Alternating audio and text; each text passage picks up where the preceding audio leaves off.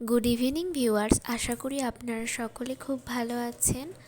আমিও খুব ভালো আছি। আর ভালো না থাকলেও এখন নিজেকে খুশি করার জন্য ভালো থাকার চেষ্টা করতে হবে। কারণ আমরা যদি খুশি না থাকি তাহলে আমাদের শরীর দিনকে দিন খারাপ হতে থাকবে। তো আমার এই ভিডিওটা আপনারা যারা যেখান থেকে দেখছেন তারা অবশ্যই তাদের সেখানকার বর্তমান পরিস্থিতি সম্পর্কে কমেন্ট বক্সে কিছু লিখে যাবেন। কারণ এখন যা প্রাকৃতিক পরিস্থিতি তাতে অনেক জায়গাতেই জল জমে গেছে এবং অনেকের বাড়িতেই জল উঠে গেছে। তো কার কী পরিস্থিতি কমেন্ট বক্সে অবশ্যই জানাবেন। আমার এখানেও ইছামতি নদীর ধারে যে পার্শ্ববর্তী এলাকাগুলো আছে সেখানে প্রচুর পরিমাণে জল জমে গেছে এবং দুর্গাপুজোর কোনো প্যান্ডেলই এখনও পর্যন্ত কমপ্লিট হয়নি। কারণ যত পরিমাণ শ্রমিকের প্রয়োজন তার থেকে ডাবল পরিমাণ শ্রমিক নিয়েও কোনো কাজে হাত দিতে পারছে না, কারণ বৃষ্টির জন্য। এক তো বৃষ্টি হচ্ছে, তার মধ্যে জল ছাড়া হচ্ছে, সেজন্য অনেক জায়গাতেই বন্যাপ্রবণ হয়ে গেছে।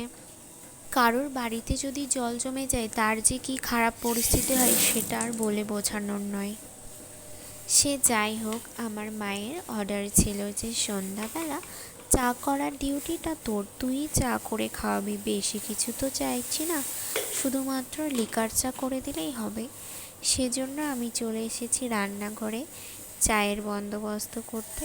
তো আমি এখানে সামান্য 2 কাপ জল দিয়ে, চিনি দিয়ে, আদা দিয়ে আর মরিচ দিয়ে চাটাকে ফুটিয়ে নিয়েছি ভালো করে। দেখতেই পাচ্ছেন চায়ের কালারটা কেমন এসছে। তারপর চাটাকে ছেঁকে নেব এবং ছেঁকে নিয়ে মায়ের কাছে চলে যাব। আমি আর মা সন্ধ্যাবেলা প্রতিদিনই একটা সিরিয়াল দেখি, মানে একটাই সিরিয়াল দেখি, তাও ইউটিউবে, মানে পরপর পর্বগুলো চলতে থাকে। আমরা সেই সিরিয়ালটাই দেখি, বেশ ভালোই লাগে। তো গরম গরম চায়ের সাথে ওই সিরিয়ালটা দেখি, তারপর উঠে যাই মা, উঠে গিয়ে রান্না করতে চলে আসে এবং আমি আমার কাজ কিংবা পড়াশোনা নিয়ে ব্যস্ত থাকি। সে যাই হোক, গরম গরম চায়ের সাথে আপনাদের সকলকে জানাই শুভ সন্ধ্যা।